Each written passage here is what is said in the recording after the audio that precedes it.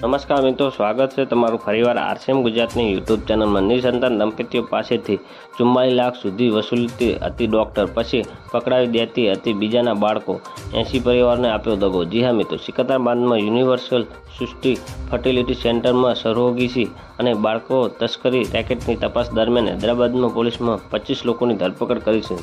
ધરપકડમાં કરાયેલા 8 લોકો એજન્ટો, ક્લિનિક સ્ટાફ અને એક શિશુ જેવી માતા પિતાનો સમાવેશ થાય છે। આ પછી મુખ્ય આરોપી ડૉક્ટર એ નમ્રતાની કસ્ટડીમાં પૂછપરછ કરવામાં આવી હતી, જેમાં 80થી વધુ યુગલો સાથે છેતરપિંડી કરવાની આશંકા છે। જી હા મિત્રો, એક દંપતીને ખબર પડી કે સરગોશી દ્વારા તેમને મળેલું બાળક તેમનું જૈવિક બાળક નથી અને હવે પછી છેતરપિંડી અને બનાવટી અનેક કેસો પહોંચી ગયું છે। ત્યારબાદ તપાસ શરૂ થઈ હતી।